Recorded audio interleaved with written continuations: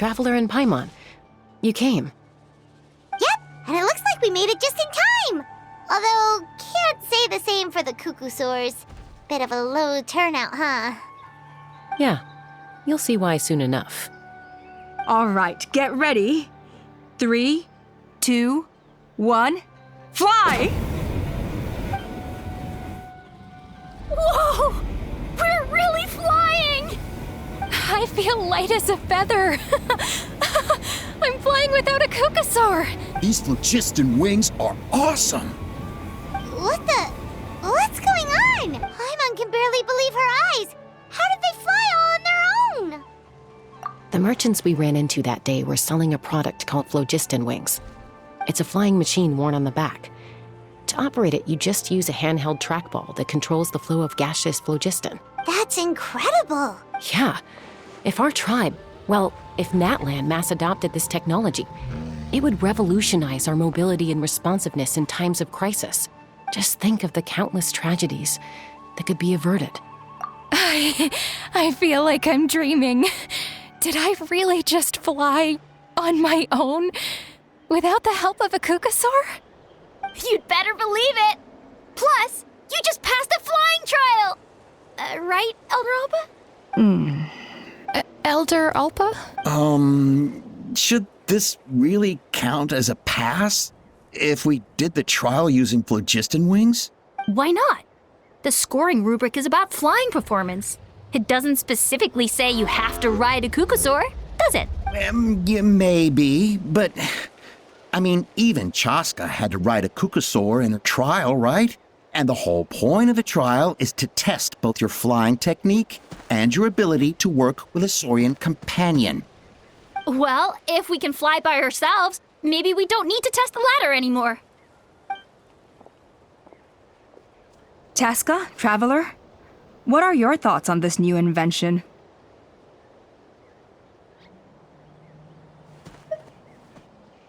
Right? That's what I think too. I agree that they have strategic value, but I don't think it makes any sense to evaluate candidates by the current testing standards if they're using phlogiston wings. Why? Shunan finally mustered the courage to go through with this. And now you're saying it doesn't count? I don't have any experience using these wings in battle, nor is it immediately obvious how to incorporate them into the existing systems in our tribe. Taking a longer-term perspective, I think we need to start by getting thoroughly acquainted with how these things work. Then we can develop a new trial format with new assessment criteria, tailored to candidates using the phlogiston wings. You all raise valid points. But Chaska, while your proposal sounds perfectly reasonable, it would probably take years to put it into practice. We lost so many people in that war. These phlogiston wings could be exactly what we need to strengthen our forces and boost morale in this trying time. And as for real-world battle experience, there will be plenty of opportunities to gain that. I have high hopes for you, Junon. Huh? Hey, stop staring into space! Say thank you! Oh, thank you. Thank you, Elder Alpa. You have nothing to thank me for. Remember, the way you got your wings back was by relying on yourself. Oh, Elder Alba! Bad news! Cuckoosaurs are attacking the merchants again! Again? Okay, everyone, stay put while I... Huh? Chap?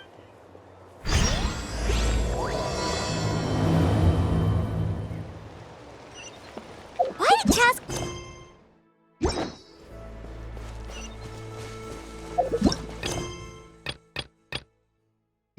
Take me up!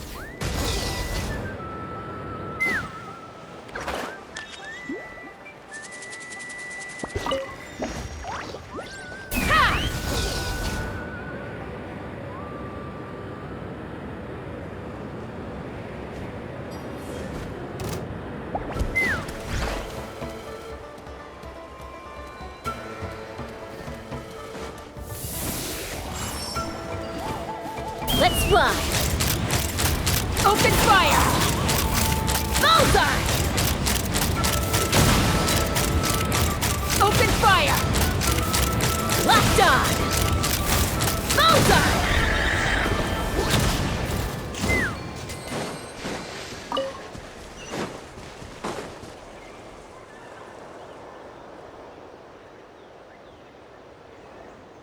Oh, it's back! It found us again! Run! Get out of here! Curses! She's really riled up this time. Hey!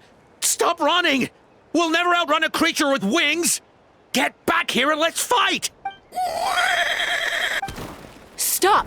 All of you! Chaska! Oh, wonderful! Quick, get rid of that thing!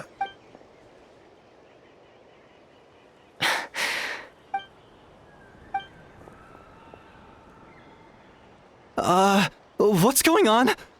Why isn't she doing anything? So it really is you, sister. Wait, sister? That Kukusaur is Chaska's sister?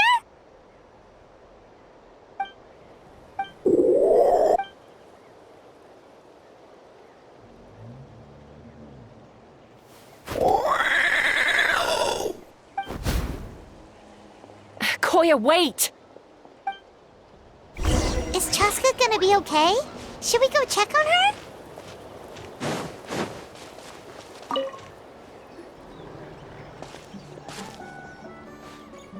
Chaska, are you okay? I'm fine. Sorry for making you worry.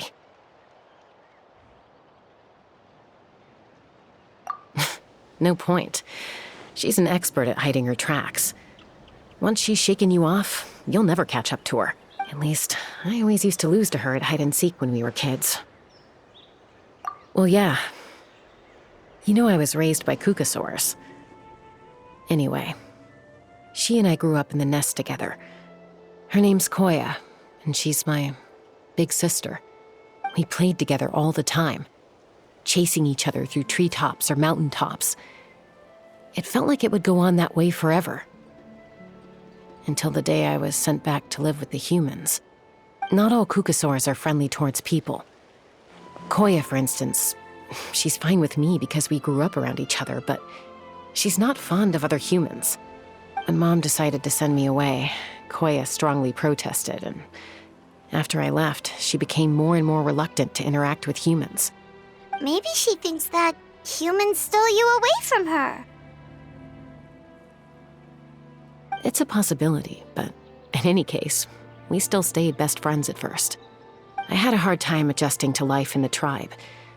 So whenever something went wrong, I'd run off into the wild and vent to Koya. Ah, so that's what Uncle Cusco was talking about. He said you seemed to prefer hanging out with Saurians to your own kind back then. Yeah, I did. But then, gradually, everything changed. With a new mom and dad, a new tribe, and Koichi, I started getting curious about these humans and made an effort to understand their behavior. The more time I spent with them, the less I spent with Koya. And then, one day, it was Koya's turn to leave the nest. She sought me out and asked if I was willing to leave the tribe and go live in the wilderness with her. As far as I can remember, that was the first time she ever approached a human settlement on purpose. So, how did you answer her? Well, I wouldn't be standing here talking to you if I'd said yes. No, I was torn. On the one hand, I'd already made up my mind to embrace my new family and accept my human identity. But I also knew that Koya wasn't a fan of humans, and I didn't want to disappoint her. She took my hesitation as an answer. She saw it as a personal betrayal, threw a huge fit, and then flew off. We hadn't seen each other since, well, until today. Not for a lack of trying, though. I tried asking Mom where Koya's new nest was so I could talk things out with her. But Koya had already asked Mom not to tell me where she'd moved to. It must be hard for Mom, being stuck between her two daughters. So I didn't press the issue. And I didn't go looking for her.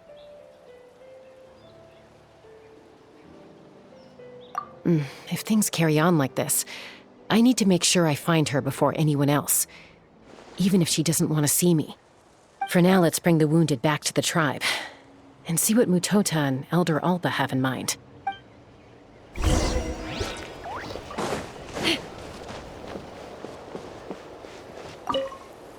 What was wrong with that Kukusaur? Why was it so aggressive? If we just let it escape back into the wild, who's to say it won't attack again?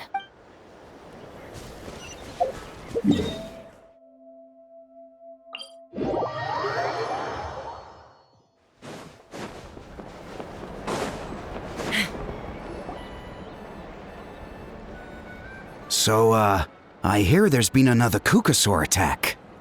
Ha! I knew it! They're wild animals, and they can't be trusted.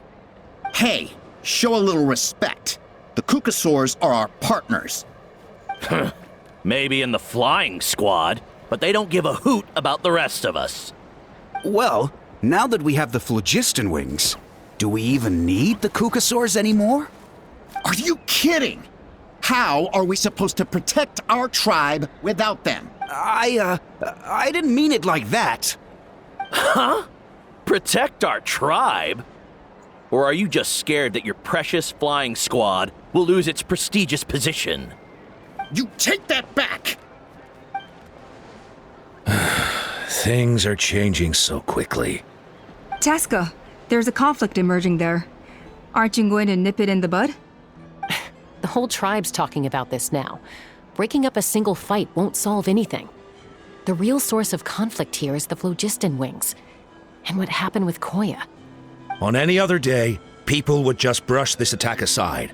After all, clashes between wild Kukusaurs and humans are no more common than those between people. But now that the phlogiston wings have entered the equation, it's sparked a debate over whether our tribe needs the Kukusaurs at all. I worry that we risk repeating the mistakes of the Cinder City. Back then, Lord Ochkon's hatred of the Saurians nearly destroyed the peace forged by the Pyro Archon, Chaska. To prevent things from deteriorating further, I'd like to task you with restoring peace to the tribe. I will. Traveler, you've already done so much for Natlan, and the Flower Feather clan has no right to ask more of you. But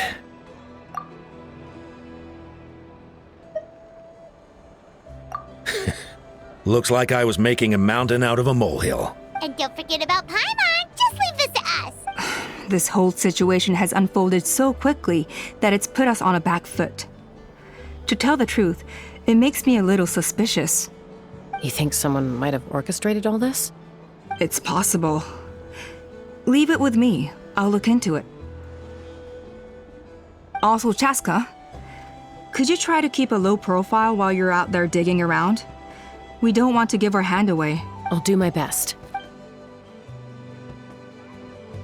Okay, so where should we start? This all began with Koya's attacks.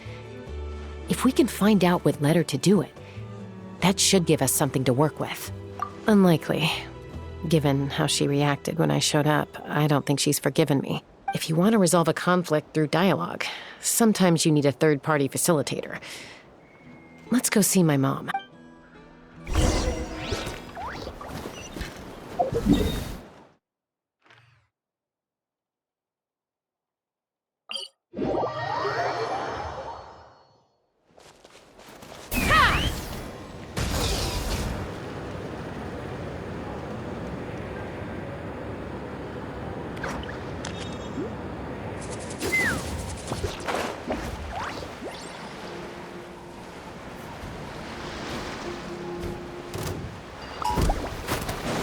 Let's fly.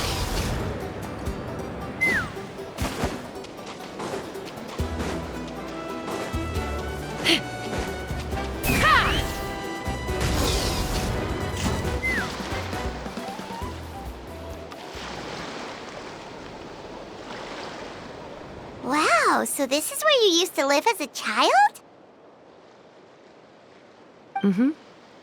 When I was little, we used to do this thing where I'd jump from the top of this tree, and Koya would fly over from the platform and catch me in midair. Or sometimes we'd both fly from the treetop together, and then after some aerial maneuvering, she'd throw me up onto that platform. After we got a bit older, we went to the nearby shores looking for even greater heights. Stop!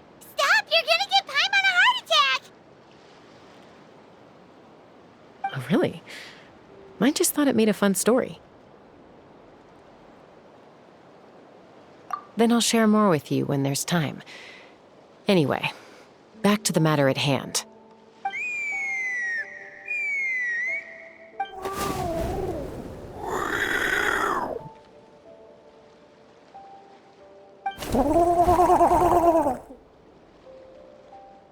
Hey, Mama Bird, I'm back. My last visit was only a week ago, wasn't it? See? I visit you more than I visit Papa Cusco. I brought a couple of friends with me. These are the Traveler and Paimon. Traveler, Paimon, this is my mom. Her name is Chimpu. In the human tongue, anyway.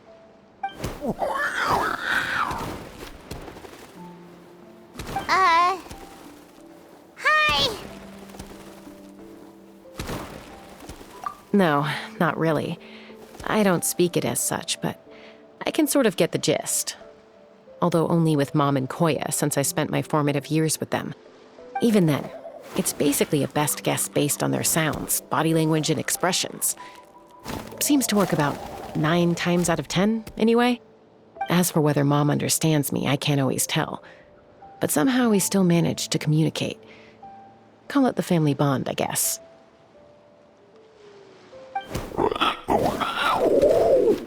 Don't worry. I'm doing well, but I think Koya might be in some trouble. I know she's never been a fan of humans, but she's never deliberately attacked them before either. What's behind this sudden change? Does, Auntie Chimpu know anything? Doesn't look like it. Koya hasn't visited her in a long time. Then, could you please tell me where she's living nowadays? I really need to talk to her. If this animosity between her and the tribe continues, then the next time there's an incident, I don't know if I'll make it there in time.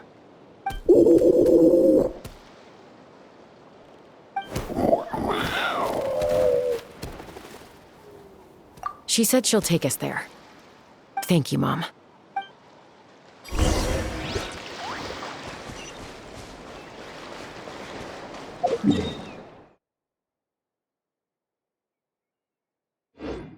Let's fly.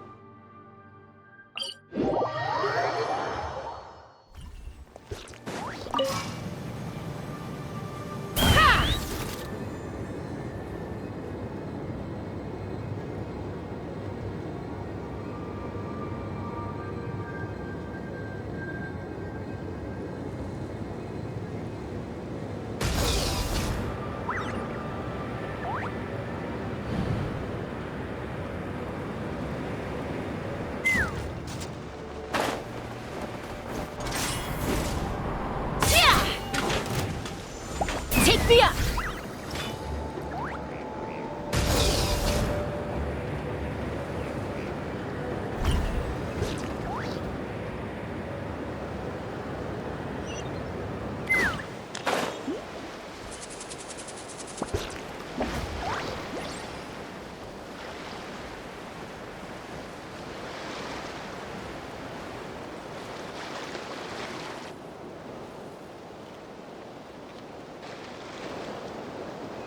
This is a really remote location.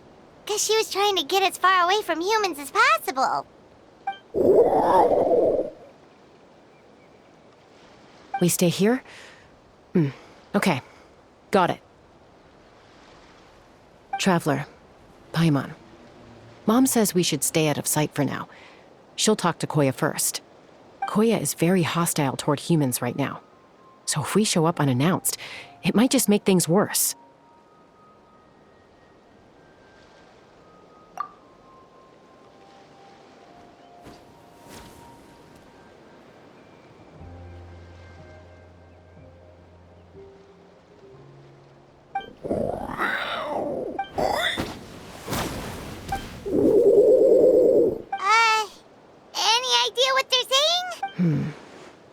Sounds like things are more complicated than I imagined.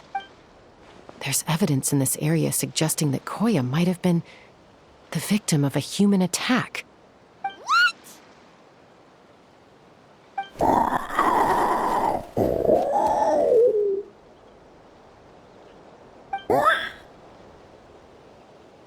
No! It's Chime, Koya's child. The attackers kidnapped her. They came over the sea, under the cover of night, and they took Chime. What the heck? Who would do such a thing? I searched day and night, and finally found them.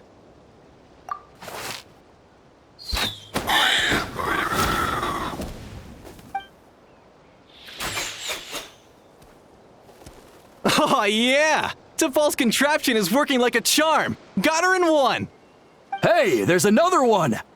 Wait, is that the one that got away last time? Who cares? Just get them all! T'Pol pays us per catch!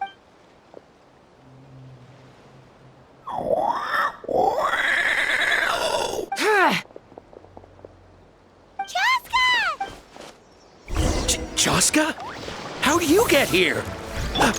Quick, stop her! Don't you even think about running away!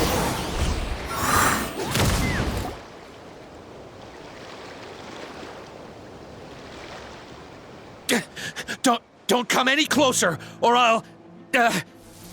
Go, Phlogiston Wings! Take me out of here! Uh-oh, looks like it malfunctioned! This is bad. Mom and Koya are already injured. And if that thing explodes right next to them... Help! Elemental energy suppresses it! Please, someone! Get back!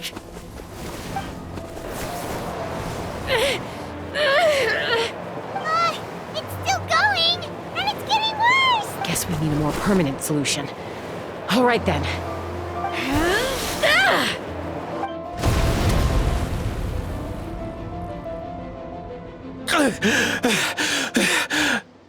That was too close. I thought I was gonna die.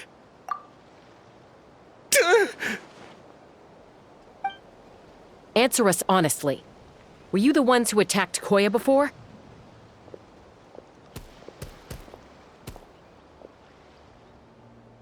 I am... No, it was...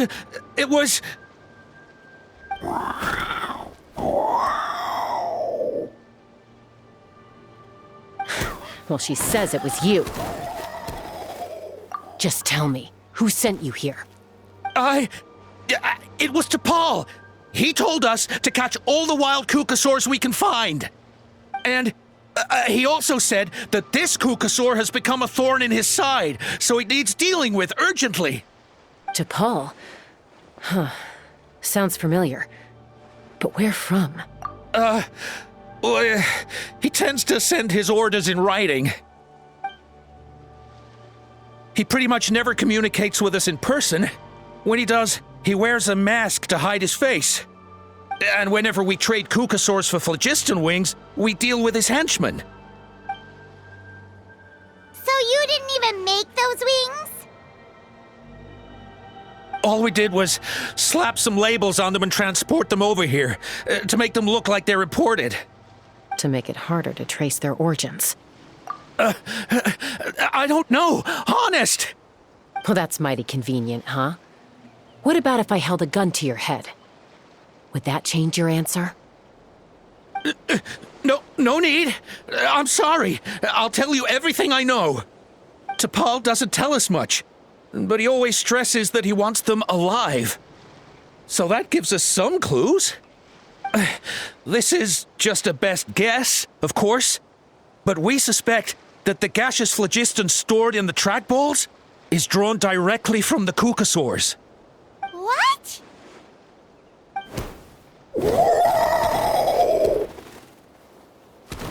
Easy now. You're still injured. Hey, keep talking. Yes, ma'am. So, the gaseous phlogiston has to be highly refined in order to power the phlogiston wings. The slightest imperfection can have disastrous consequences, as you just witnessed. But the Kukasaurs have a natural ability to process gaseous phlogiston. So, if you use them as an intermediary, then... That's enough. So the Kukasaurs you took. Where are they now? T'Pol should have them. But no one knows where he's based, apart from him and his henchmen. We've tried looking for it ourselves, even followed them a few times. But we always end up losing track of them. Random thought. Maybe they're hiding up in the sky? T'Pol. T'Pol. I'm sure I've heard that name. Maybe it was... Chaska, Traveler!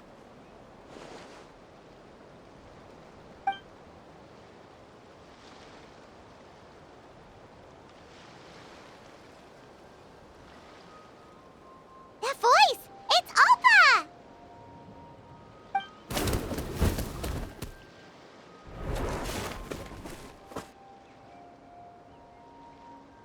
Elder Alba?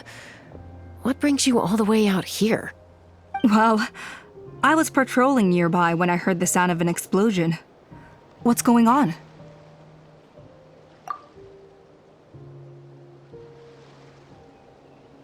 I don't believe it. Elder Alba, does the name T'Pol ring a bell to you? I feel like I've seen it written down before. Maybe in a list of candidates for the flying trials? Huh? So he's a member of your tribe then? No. If he was a member of the Flower Feather Clan, I'd definitely know him.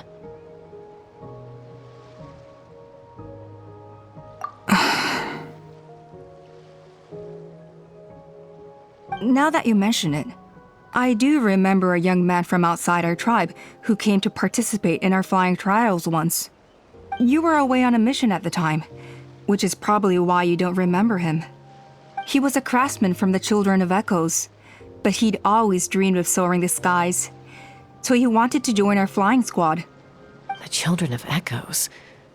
That's rare. But despite his best efforts, he unfortunately failed to pass the trial and gain the Kukasaur's approval. In the end, he went wingless and returned dejected to the Children of Echoes. Wingless, huh? Maybe he invented the phlogiston wings to get revenge on the Kukasaurs. Perhaps. Or maybe it's simply his way of dealing with his regrets over his past flying endeavors. Either way, it doesn't excuse his abuse of the Kukasaurs. I'm gonna take these guys back and expose the truth to the tribe. It's time for this conflict to end. Easy, Chaska. Remember what I said about keeping a low profile? The ringleader still hasn't shown himself, and this man's allegation about powering the phlogiston wings with Kukasaurs is only speculation. Bringing these men to the tribe now won't win over any current supporters of the phlogiston wings. In fact, it may even escalate the conflict further. After all, many are mistrustful of the Kukasaurs after recent events. Is that why T'Pol waited until now to try to capture my sister? I don't know. I mean, he did tell us to spread negative rumors about the Kukasaurs and slip some Mora to anyone opposed to them, but... But Koya only attacked humans because they stole her child! Nevertheless, we will be hard-pressed to change people's minds while emotions are running high. Unless we have irrefutable evidence. Bravo! My thoughts exactly. In the meantime, leave these men with me. I'll escort them back to the tribe. I'll take the other members of their crew into custody, too. They won't get another chance to stir up trouble. Fair enough. I guess finding T'Pol is gonna be the key to resolving this conflict.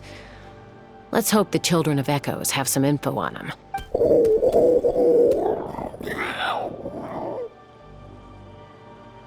Sorry, whatever it is, it'll have to wait till this is all blown over.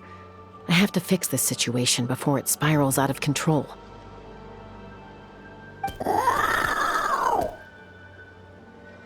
Mom, sis, rest up and get well soon. I gotta fly.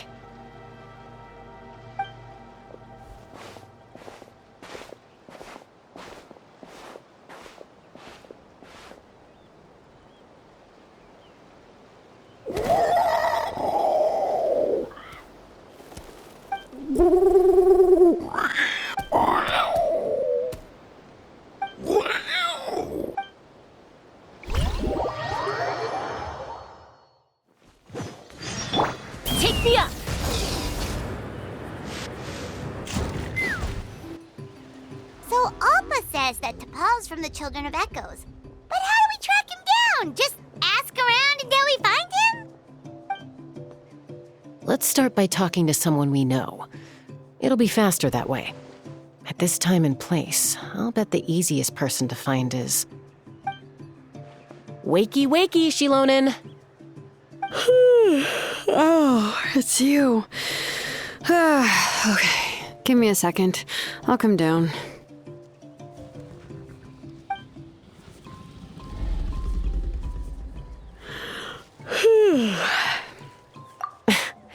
I climb trees to fly further and see farther. I don't usually stop for a nap. Well, we're not all like you. Always full of energy, even after flying around all day. Yeah. So, you've come all this way and interrupted my precious nap time. Might I inquire as to, why? I'm sorry, Shilonen, but it couldn't wait. Does the name T'Pol mean anything to you? He's a craftsman, apparently. Huh. T'Pol. Yeah, that rings a bell. I think that's Puma's child.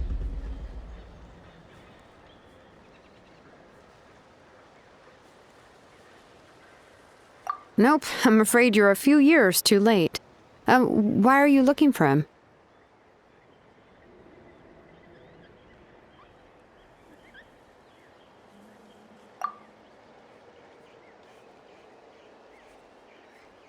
Huh, phlogiston wings. Wow, okay. The kid actually pulled it off.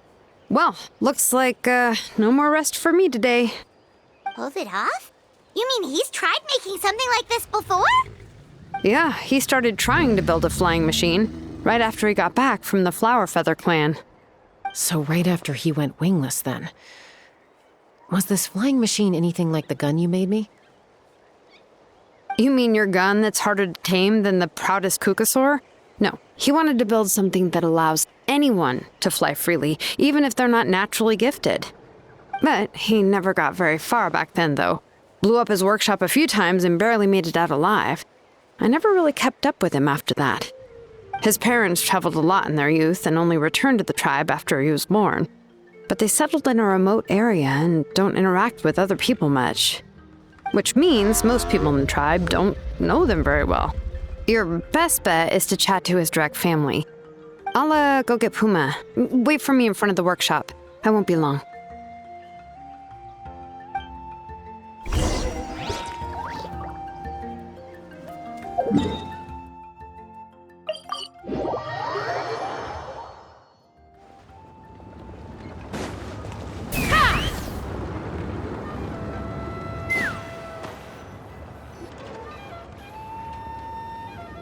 I'm back.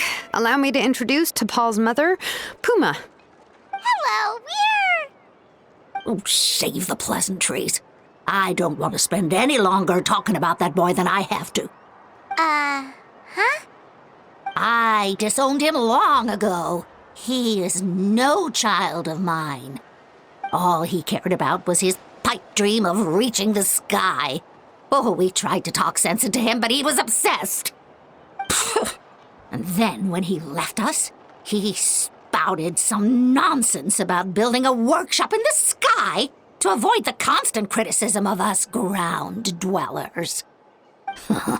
He left his notebook behind. Whatever questions you have, you can look for them in there. I am done talking about him. He's no son of mine. He never called me Mom anyhow.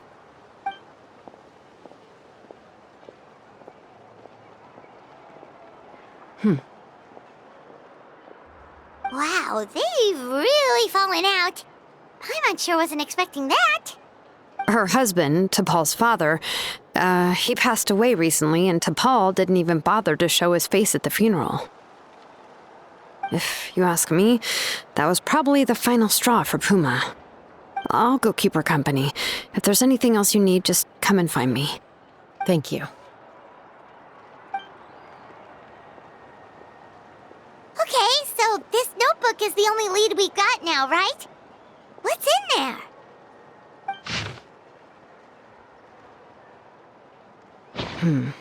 Some early designs for the phlogiston wings. And some theorizing about an airborne workshop. Natlan, the Cinder City. Looks like that's where he got his technological inspiration from. So, was he serious about the workshop in the sky? But that's such a big project for one person. Do we think he actually pulled it off? Oh, yes. The one from the trial arena that was super high up. That balloon has been there for a while, and everyone's been wondering how it got up there, but what if that's the wrong question? What if it started off even higher up, above the clouds and out of view, and it only descended to its current height due to some kind of malfunction? Part of T'Pol's workshop? Seems likely. If T'Pol's base had been hiding above the clouds this whole time, that would definitely explain why Isidore couldn't find it. I totally called it! But how do we get up there? Chaska, can you even fly that high? By myself? Possibly.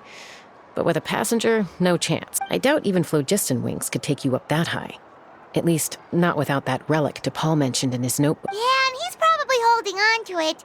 We'll have to find another way. Nope.